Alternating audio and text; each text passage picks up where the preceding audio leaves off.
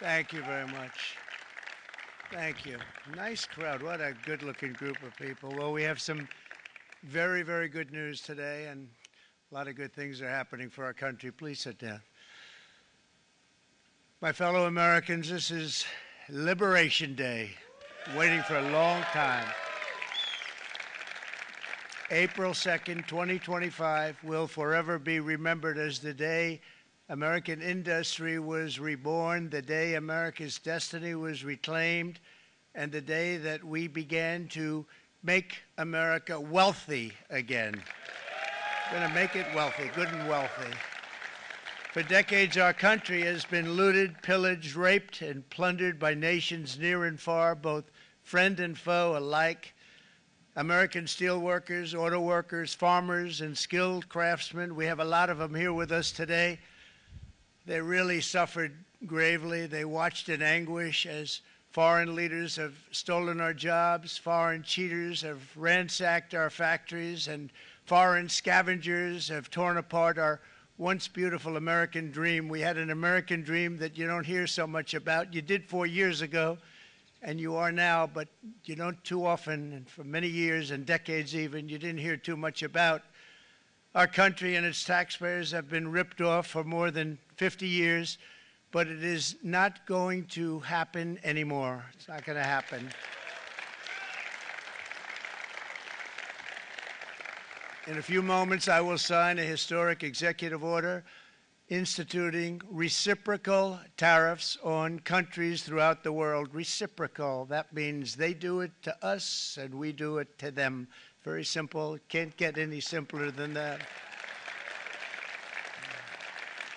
This is one of the most important days, in my opinion, in American history.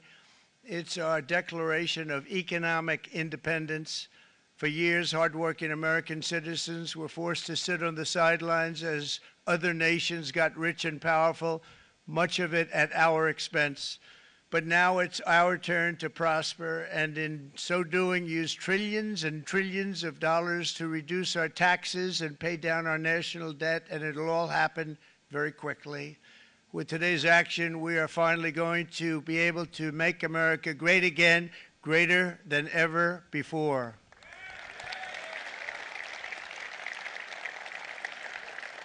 Jobs and factories will come roaring back into our country, and you see it happening already. We will supercharge our domestic industrial base. We will pry open foreign markets and break down foreign trade barriers. And ultimately, more production at home will mean stronger competition and lower prices for consumers. This will be indeed the golden age of America. It's coming back. We're going to come back very strongly. We're pleased to be joined on this momentous occasion by Vice President J.D. Vance. J.D., thank you. Thank you. Thank you very much. Where are you, J.D.? No, that wasn't too hard to find. I was looking, you know, he likes to take a low-key attitude, so usually be sitting right in front. He's gaining a lot of confidence, Mike, isn't he? And nearly my entire cabinet is here, as well as Speaker Mike Johnson, who's done an amazing job. And with the great success we had last night in Florida, we have a majority of 7. And 7's like a lot when we had it at 1, right? You've done a fantastic job. And many of the members of the House and Senate are with us. Senators, Congressmen, thank you all for being with us. We appreciate it. For decades, the United States slashed our trade barriers on other countries, while those nations placed massive tariffs on our products and created outrageous non-monetary barriers to decimate our industries. And in many cases, the non-monetary barriers were worse than the monetary ones. They manipulated their currencies, subsidized their exports, stole our intellectual property, imposed exorbitant VAT taxes to disadvantage our products, adopted unfair rules and technical standards, and created filthy pollution havens. They were absolutely filthy, but they always came to us and they said, we're violating, we should pay for it. It's all detailed in a very big report by the U.S. Trade Representative on Foreign Trade Barriers, and I'll just hold it up for you. It's available, and you don't have to pay too much. As I understand it, you'll pay nothing. It's a lot of work for something, actually, because it's a special book. It's very, frankly, it's very upsetting when you read it, when you see what people have been doing to us for 30 years. This all happened with no response from the United States of America, none whatsoever.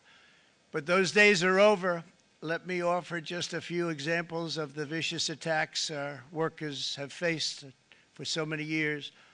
The United States charges other countries only a 2.4 tariff on motorcycles. Meanwhile, Thailand and others are charging much higher prices, like 60%. India charges 70%. Vietnam charges 75%, and others are even higher than that. Likewise, until today, the United States has for decades charged a 2.5 tariff. Think of that, 2.5% on foreign-made automobiles. The European Union charges us more than 10% tariffs, and they have 20% VATs, much, much higher. India charges 70%, and perhaps worst of all are the non-monetary restrictions imposed by South Korea, Japan, and very many other nations. As a result of these colossal trade barriers, 81% of the cars in South Korea are made in South Korea. 94% of the cars in Japan are made in Japan. Toyota sells 1 million foreign-made automobiles into the United States, and General Motors sells almost none. Ford sells very little. None of our companies are allowed to go into other countries. And I say that, friend and foe, and in many cases, the friend is worse than the foe in terms of trade. But such horrendous imbalances have devastated our industrial base and put our national security at risk. I don't blame these other countries at all for this calamity. I blame former presidents and past leaders who weren't doing their job. They let it happen, and they let it happen to an extent that nobody can even believe. That's why, effective at midnight, we will impose a 25% tariff on all foreign-made automobiles.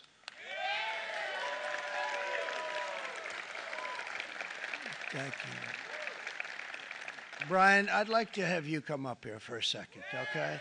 I just see him sitting. He's been a fan of ours, and he understands this business a lot better than the economists, a lot better than anybody. Brian, say a few words, please, would you? Thank you, Mr. Thank you. It's a great honor to have you. Thanks. Thank you, Mr. President. I grew up just north of Detroit, Michigan, in Macomb County, known as the home of the Reagan Democrats. My first vote for president was for Ronald Reagan. I thought that was going to be the best president I ever saw in my lifetime until Donald J. Trump came along. I have watched my entire life, I have watched plant after plant after plant in Detroit and in the metro Detroit area close. There are now plants sitting idle. There are now plants that are underutilized, and Donald Trump's policies are going to bring product back into those underutilized plants. There's going to be new investment. There's going to be new plants built. And the UAW members, and I brought 20 of them with me, they're sitting right over here. We support Donald Trump's policies on tariffs 100%. So, Mr. President, we can't thank you enough. And in 6 months or a year, we're going to begin to see the benefits. I can't wait to see what's happening 3 or 4 years down the road. Thank you, Mr. President. Thank you so much. Thank you. What a great guy. He got it right from the beginning. He got it before almost anybody else. This group over there, they got it too. And you know, we won the state of Michigan. We won almost all of them, but we won Michigan by a lot, and I want to just thank you all. The auto workers were fantastic. The Teamsters were fantastic. Everyone was pretty good, I will tell you. Thank you very much. I appreciate it. You're going to be very happy very soon, and you probably see what's happening with all of the, not only car companies, but car companies in particular. See it with all of the ones they're moving, they're announcing day in, day out. You're seeing it. Nobody's ever seen anything like that. With today's actions, we're also standing up for our great farmers and ranchers who are brutalized by nations all over the world. Brutalized. Canada, by the way, imposes a 250 to 300% tariff on many of our dairy products. They do the first can of milk. They do the first little carton of milk at a very low price, but after that it gets bad, and then it gets up to 275, 300%. So when they're figuring what's Canada charging, they say, oh, about 2%, 3%. But take a look at what happens down the road. When you look a little bit, it's not a pretty picture, and we don't like it, and it's not fair. It's not fair to our farmers. It's not fair to our country. And with countries like Canada, you know, we subsidize a lot of countries and keep them going and keep them in business. In the case of Mexico, it's $300 billion a year. In the case of Canada, it's close to $200 billion a year. And I say, why are we doing this? Why are we doing this? I mean, at what point do we say, you got to work for yourselves, and you got to, this is why we have the big deficits. This is why we have that amount of debt that's been placed on our heads over the last number of years, and we're really not taking it anymore.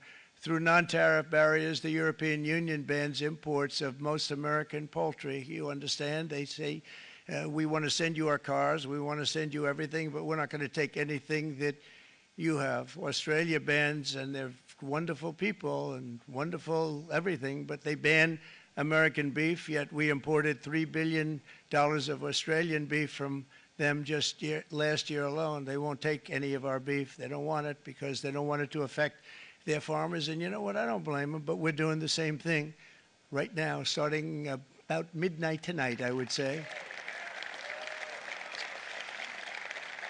And China charges American rice farmers an overquota, it's called, a tariff rate of 65%. South Korea charges 50%.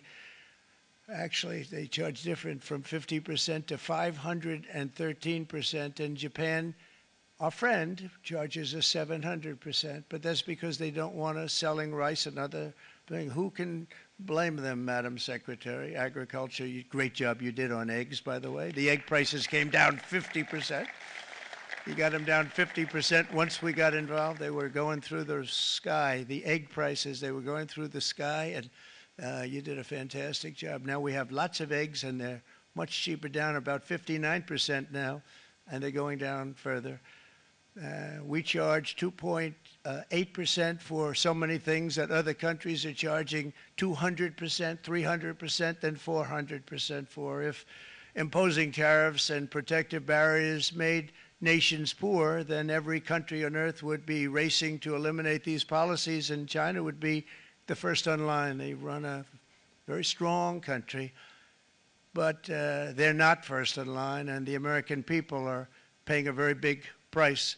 From 1789 to 1913, we were a tariff-backed nation, and the United States was proportionately the wealthiest it has ever been. So wealthy, in fact, that in the 1880s, they established a commission to decide what they were going to do with the vast sums of money they were collecting. We were collecting so much money so fast, we didn't know what to do with it. Isn't that a nice problem to have? What do you think, Marco? Good problem? Marco would love that problem. But we don't have that problem anymore, but we're not going to have it very much longer, I will tell you. But they collected so much money, they actually formed a commission to determine what they were going to do with the money, who they were going to give it to, and how much. Then in 1913, for reasons unknown to mankind, they established the income tax so that citizens, rather than foreign countries, would start paying the money necessary to run our government.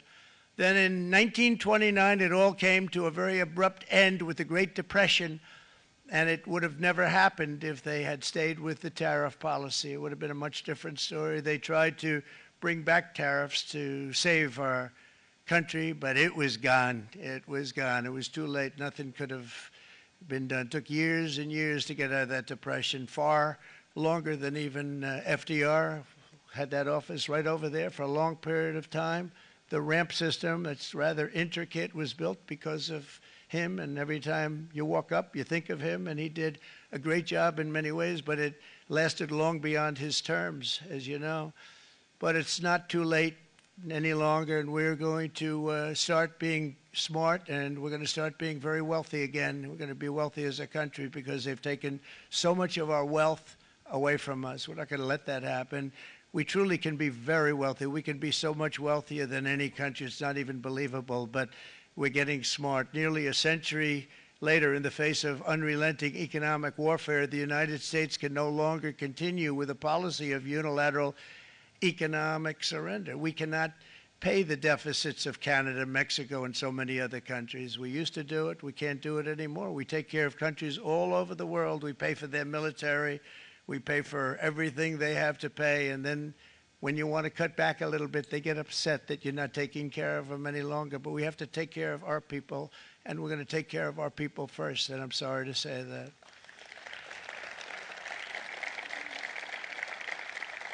And today we're standing up for the American worker, and we are finally putting America first.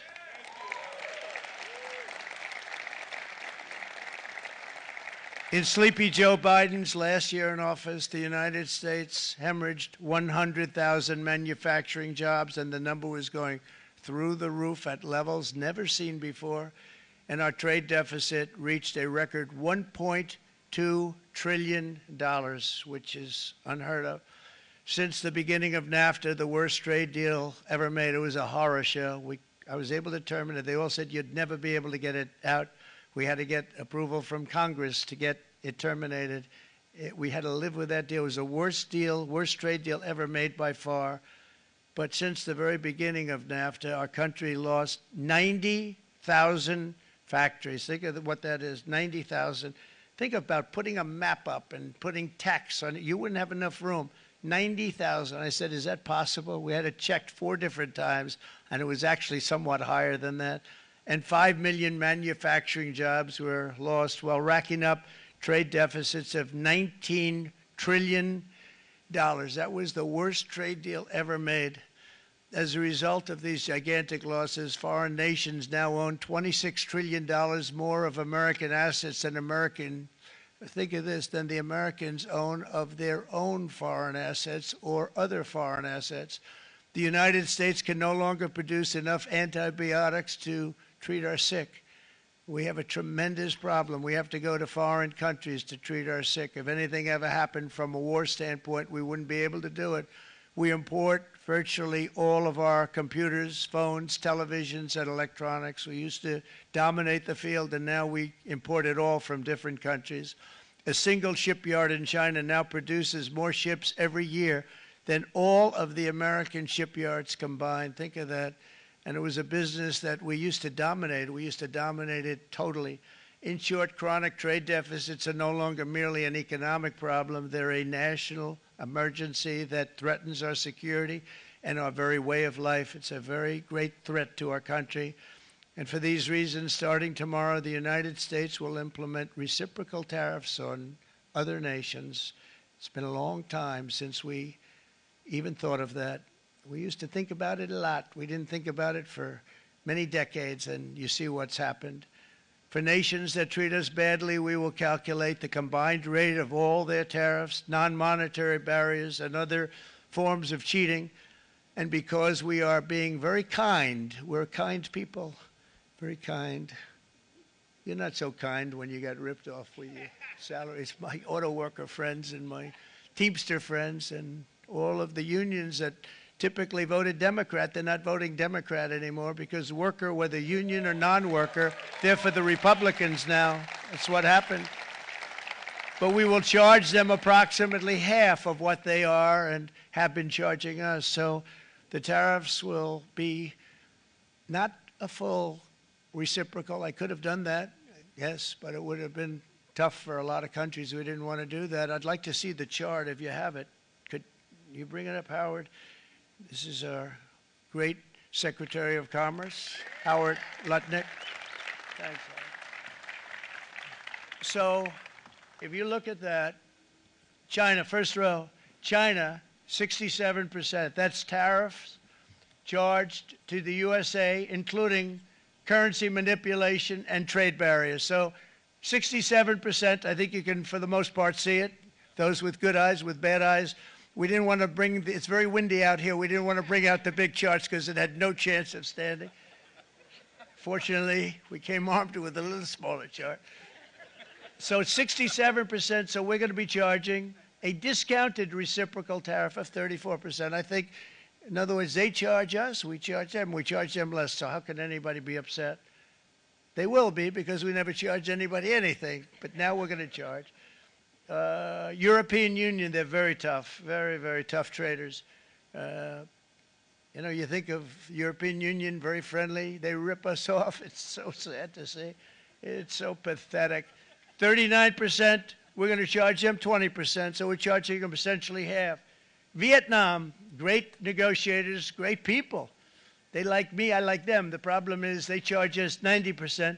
We're going to charge them 46% tariff. Taiwan, where they took all of our computer chips and semiconductors. We used to be the king, right? We were everything. We had all of it. Now we have almost none of it, except the biggest company is coming in. We're going to end up with almost 40%. Lee Zeldin's working to get their approvals.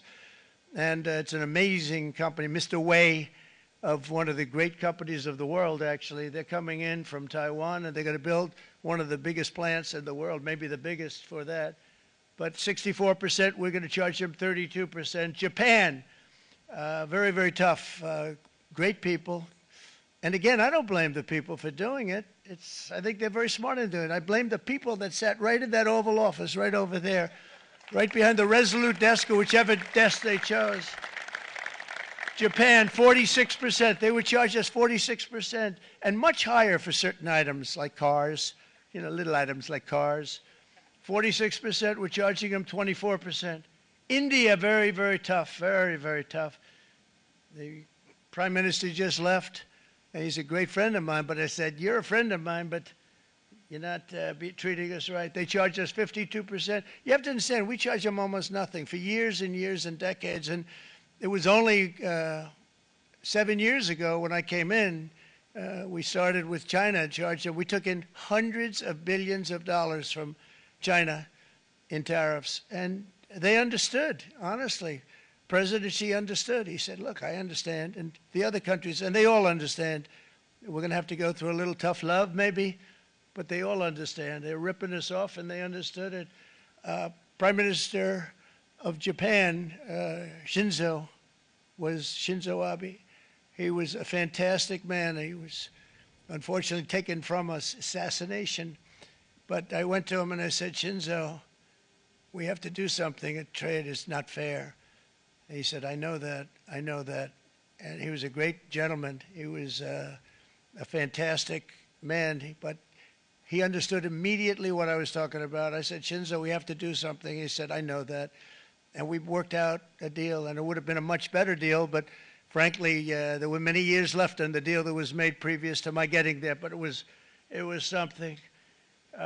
If you look at Switzerland, 61% to 31%. Indonesia, Malaysia, Cambodia. Oh, look at Cambodia, 97%.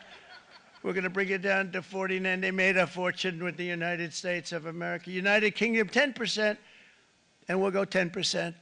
So we'll do the same thing. South Africa, 60%, 30%, and they've got some bad things going on in South Africa. You know, we're paying them billions of dollars, and we cut the funding because a lot of bad things are happening in South Africa. The fake news ought to be looking at it. They don't want to report it. Brazil, 10%, 10%. Bangladesh is 74%. So you see what's going on. Pakistan, 58%. Sri Lanka, 88%. So what we're doing is we're taking not the full, we could take the full 88%. Thanks a lot, Howard. He's doing a very good job. How's he doing, all right? I think you better take it with you. It's not going to last very long. He's going to put it, it's going to follow you down with the wind. I brought a hat just in case it got too windy, but here, would anybody like a hat? I'm not giving it to a cabinet. I'm giving it to the auto workers. Come here.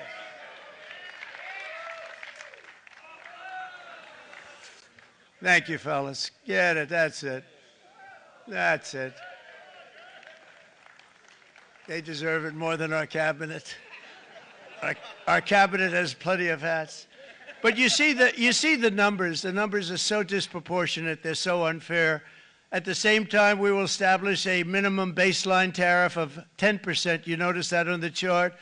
And that'll be on other countries to help rebuild our economy and to prevent cheating. So we're going to have a minimum of cheating, and we're going to be very severe on the people that at the gate that watch the tariffs and watch the product coming in, because there's been a lot of bad things happening at the gate because the money is so enormous that you're talking about. There's never been probably anything like it in terms of the enormity, and there are a lot of bad things happen at the people that do the check-in, and they're looking at 10-year jail sentences if they do play. We're going to treat them so good, but if they cheat, the repercussions are going to be extremely strong.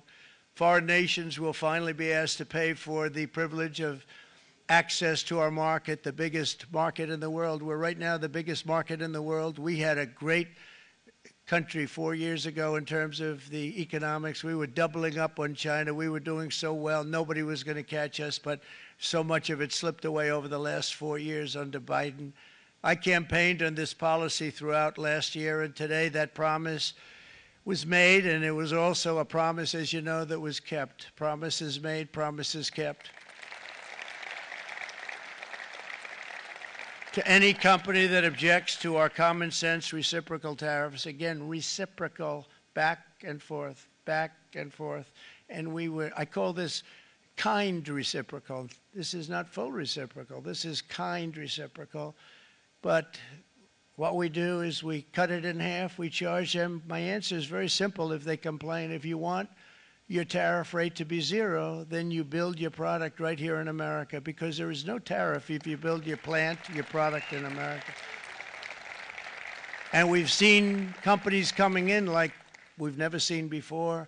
Likewise to all of the foreign presidents, prime ministers, kings, queens, ambassadors, and everyone else who will soon be calling to ask for exemptions from these tariffs. I say, terminate your own tariffs, drop your barriers, don't manipulate your currencies. They manipulate their currencies like nobody can even believe, which is a bad, bad thing and very devastating to us, and start buying tens of billions of dollars of American goods. Tariffs give our country protection against those that would do us economic harm, and many people were looking to do us economic harm. Maybe not so obviously, but they were doing tremendous economic harm. But even more importantly, they will give us growth. These tariffs are going to give us growth like you haven't seen before, and it'll be something very special to watch. I am so looking forward, and Brian, it's going to happen even faster than you said. You know, you might say, but it's already started. It's already started.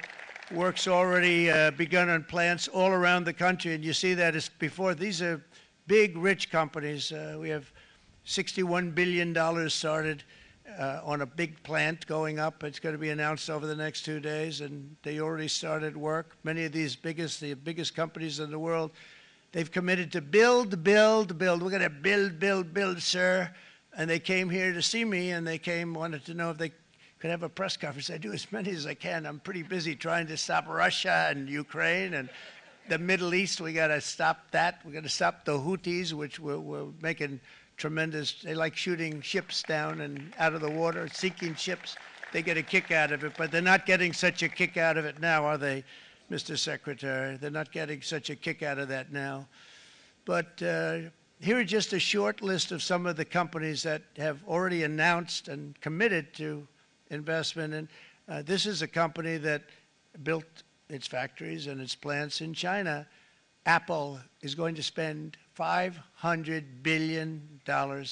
They never spent money like that here. They're going to build their plants here. SoftBank, OpenAI, and Oracle, great companies, are investing $500 billion almost immediately. NVIDIA, a hot company, is investing hundreds of billions of dollars. They just announced. TSMC, the biggest, most important company in the world of chips from Taiwan, with no investment from us, is investing $200 billion. And they said the reason was, number one, the election of November 5th, and number two, the tariffs. They don't want to pay the tariffs, and the way they're not paying it is to build their plant here. So we're going to go from almost no percentage. We used to have 100% of the chip market. Now it's all in Taiwan. Almost all of it's in Taiwan, a couple of other countries, but mostly in Taiwan. And think of it, we had 100%. We lost it because of people in that office that didn't do their job. They allowed it to be stolen from us. Johnson & Johnson, great company, $55 billion. Eli Lilly, $27 billion. Meta is investing $500 billion. Wow. DeMac is investing $20 billion. CMA, CGM, $20 billion. And then you have Merck and Clarios, Stellantis, General Motors, GE Aerospace, Honda, Nissan, Hyundai are all putting in billions and billions of dollars, and they're committed 100%. So. And we've never had, and this is after 2.5 months. This is after just a short, this all took place as soon as we came out with what everybody wanted to do. You know, I watched a gentleman today on television, used to work with Lee Iacocca, a very respected automobile person, and he said, you know, because they were asking people, they try and get as many negative people as they can, but they can't find them too much. It's pretty hard to find in terms of what we're doing, especially when they see all this investment. They said, so tell me, what do you think of what Trump is doing from the automobile standpoint? He said, I can't believe it. Somebody is finally, he's an older guy, real pro, really top guy, with Lee Iacocca. He said, I never thought I'd see the day when this would happen, where somebody had the courage to go and do what has to be done. This is transforming our nation. Our entire nation is going to be transformed, not only with the cars, but on every single other item that's built. We're going to become an industrial powerhouse. And he said that so beautifully today. In fact, I'm going to find out, I'm going to get a tape, and Bruce, I'm going to get that tape, and I'm going to send it to you out in Long Island, and you're going to play it for the people. And all your union workers and your non-union workers out there, you got a pretty even split. But we have, so far, it looks like we're going to have about $6 trillion of investments, and you wouldn't do that in years in this country over the last number of years. $6 trillion, and that's going to be much higher by the end of the year. And think of what $6 trillion is. You wouldn't have even a small percentage of that under this other system. We're going to be an entirely different country, and it's going to be fantastic for the workers. It's going to be fantastic for everyone. There will never have been a transformation of a country like the transformation that's already happening in the United States of America. It's an incredible thing to watch, and it's incredible to meet with the top people, people that you read about, very wealthy people, or people that are great managers and executives and presidents of big public companies, and to watch the enthusiasm they have now that they didn't have. They gave up on our country. They went to foreign countries and they built. Companies are pouring into our country at levels never seen before, with jobs and money to follow, and it's really beautiful. In the coming days, there will be complaints from the globalists and the outsourcers and special interests and the fake news. Always, the fake news will always complain. But never forget, every prediction our opponents made about trade for the last 30 years has been proven totally wrong. They were wrong about NAFTA. They were wrong about China.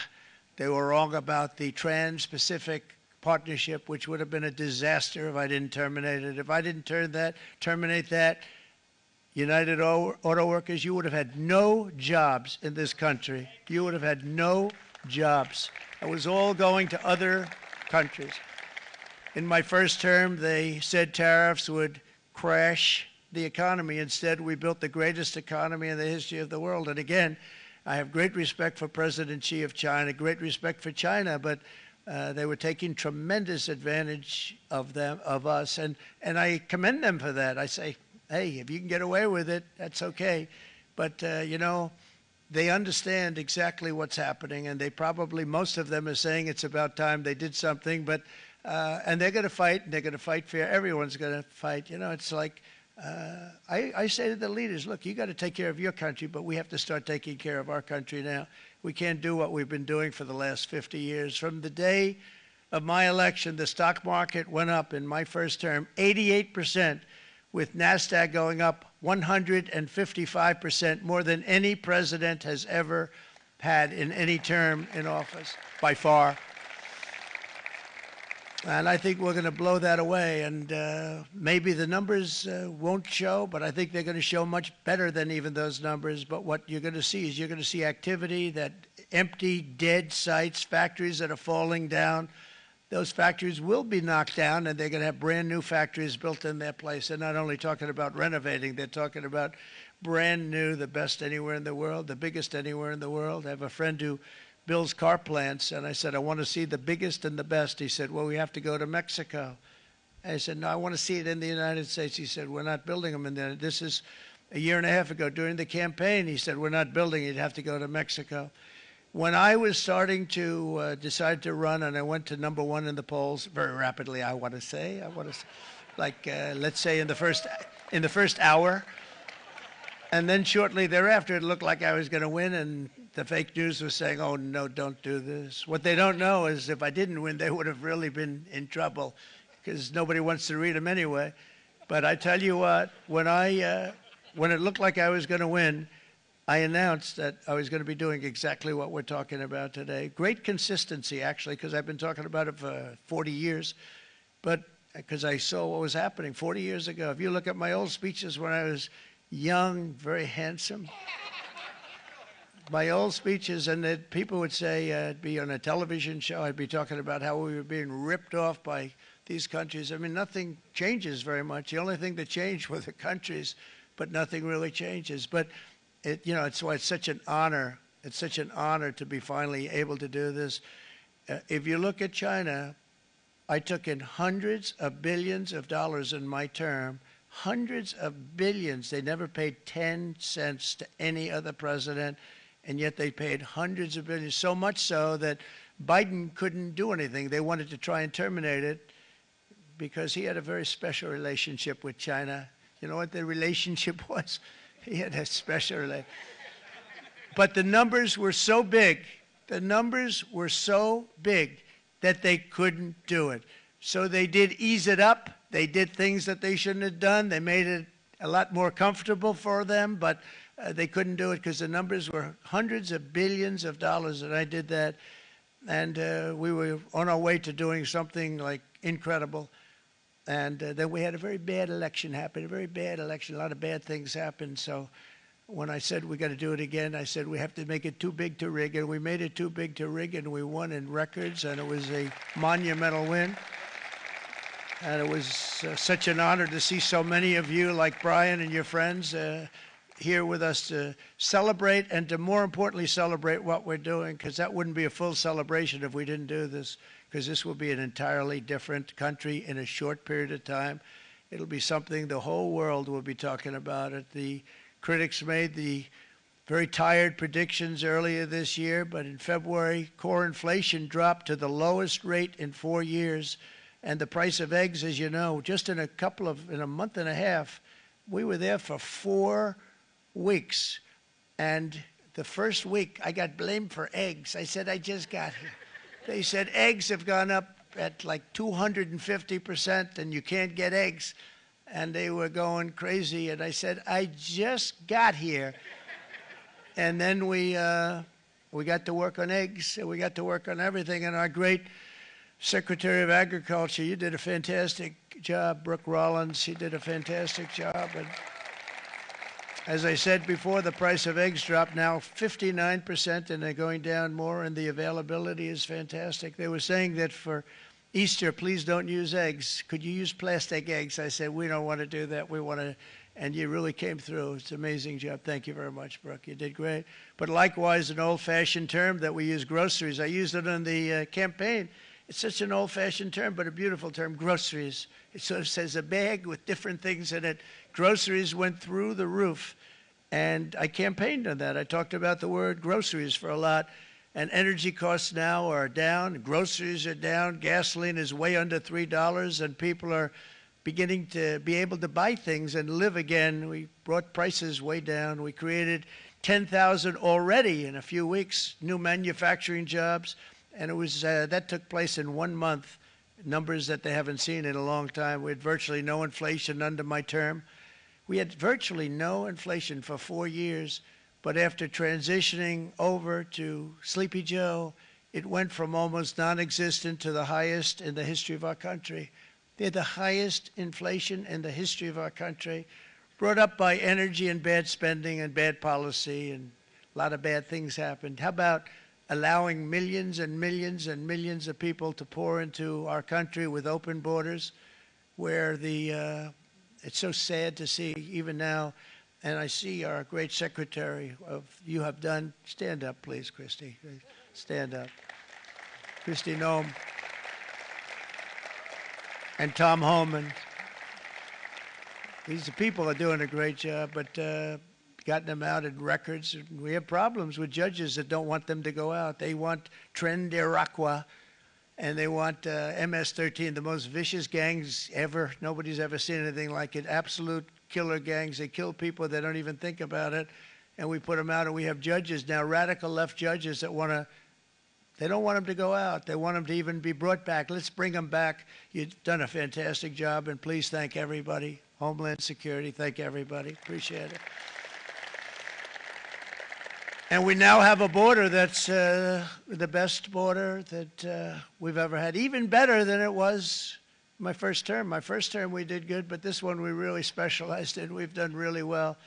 And we had records then. We had the best, safest border. 4 years ago, we had the best border there ever was. And now we have, you've actually matched it and done even better. And we're going to get it down the right way. And we want people, by the way, to come into our country, but we want them to come in through a legal process. We want them to come in legally. We need more people. We need people to run these plants and to help the auto workers and the Teamsters and the non-union people and everybody else. But we need people and the farmers. And we're going to let people come in, but they want to come in. We want them to come in legally. They have to have the capability of loving our country, not people that hate our country. We don't want them in our country. And now we're going to pass the largest tax cuts in American history, and that's where we're relying on Mike and John Thune. And we will not cut Social Security, Medicare, or Medicaid benefits, and the Democrats will, because if they got in, the entire economy would collapse. This country was heading for a collapse under the people that you saw. They were horrible. I think one of the reasons people like the job, I have my highest approval ratings because I think they're comparing me to the worst administration in the history of our country, so I appreciate that at least. But Speaker of the House Mike Johnson and Senate Majority Leader, appreciate it, Mike. John Thune have been fantastic, by the way. But they've been working tirelessly on taking the next step to pass the plan for our one big, beautiful bill. I'd like to name it that if you can. One big, beautiful. I made that statement about 6 months ago, and everybody calls it one big, beautiful bill. And it will be that. It'll have everything, the big tax cuts and every incentive there is. And it'll be fantastic. And by the way, for the cars, we're asking for an interest deduction on a loan. So if you build the car, only in America we do it, Brian. If the car's not built in America, you don't get the interest rate deduction. But if you build the car in America, if you buy a car, if it's built in America, then you get an interest rate deduction, tax deduction, and that's a big thing. It's going to be a big thing. I think that's going to pay for itself very quickly, that deduction. Never happened. We've never had anything like that before. Somebody said, where do you get the idea? Because it's so basic. You would think that would have happened a long time ago. It never did, and I'm very happy it didn't because now I can say that was my idea. But we're going to get us closer to the debt extension. We have to get the debt extension passed, and I know you're going to be able to do that, Mike, and it's very important that you do that. And all of the other things that the Senate budget plan gives us, along with working, because I know they're working together, John and Mike, and the two bills are going very well together. We need to get our shared priorities done, including certain permanent tax cuts. We want the tax cuts to be permanent, spending cuts, energy and historic investments in defense, border, and so much more. We're covering everything. These will be phenomenal. There'll be no bill like this going to straighten. One bill is going to straighten out our country for many, many years to come. And we said, let's just do it and let's get it done. And some guys will love it and some guys will like it a little bit less because they're not getting what they were exactly looking for, but they're getting a lot. They'll never, if we get this done, it'll be the most incredible bill ever passed in the history of our Congress and Senate and congressmen, the senators and the congressmen, many of whom are here today, will be very proud of themselves. I really believe that. It's going to set us on a whole new prosperous path. We're going to cut spending and right-size the budget back to where it should be. We're going to do that very strongly. Thank you, Rick. Thank you. John, thank you. Oh, look at all of our senators over there. Oh, boy. That's a nice group of people. But I won't like them so much if they don't get this bill done. That's a great group. And Congressman, thank you very much. I appreciate it. Tremendous people. The Senate plan is my complete and total support, and the House plan likewise is very similar. They're moving along pretty much at the same clip, and as soon as you're ready, you'll show it to me, and I'm sure it'll have my support, Mike.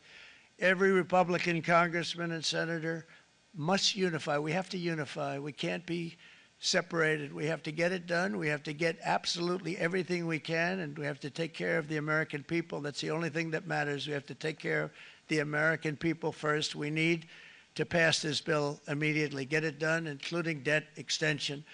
From this day on, we're not going to let anyone tell us that American workers and families cannot have the future that they deserve. We're going to produce the cars and ships, chips, airplanes, minerals, and medicines that we need right here in America. The pharmaceutical companies are going to come roaring back. They're coming roaring back.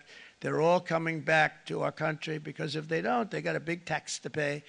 And if they do, I'll be very happy, and you're going to be very happy, and you're going to be very safe. We're going to build our future with American hands, with American heart, American steel, and we're going to build it with American pride like we used to.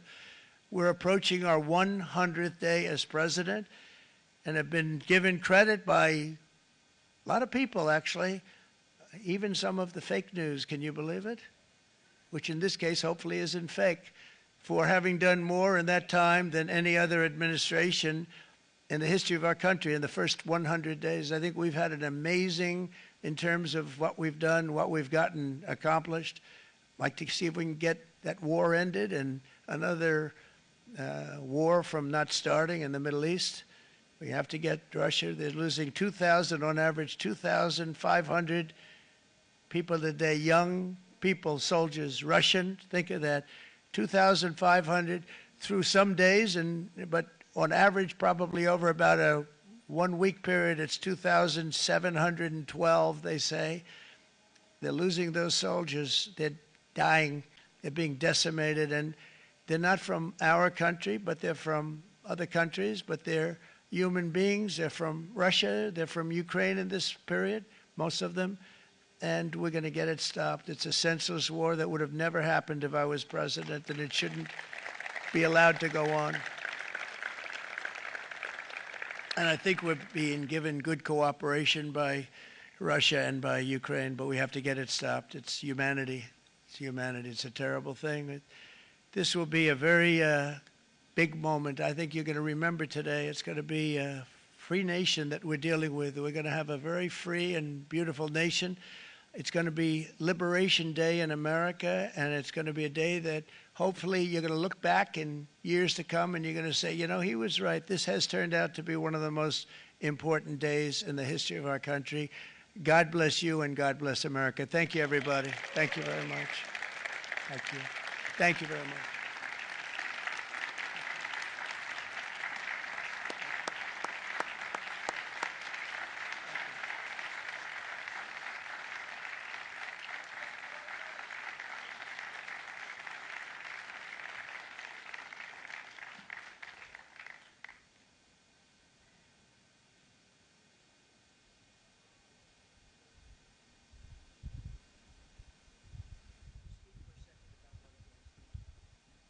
This is Will, everybody. He's going to just give you a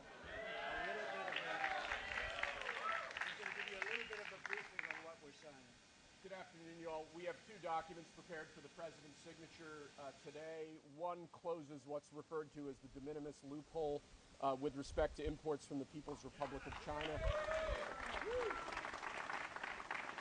The other is the big one, is the reciprocal tariff executive order that the president just spoke about at length. This is obviously a huge deal, and it's been an honor to be part of your team getting this ready for you, sir. Thank you very much. Thank you.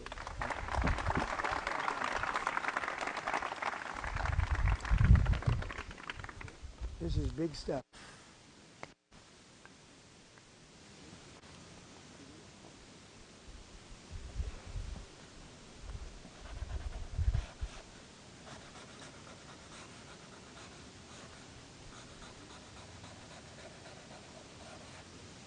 That's a 10.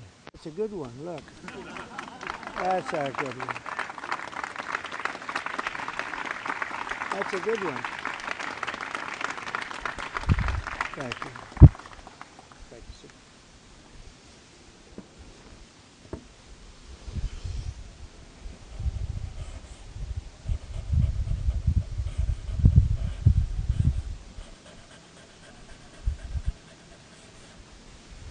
Okay, thank you very much. I'm going to hand out these pens now, if I can. Come on over. Yeah.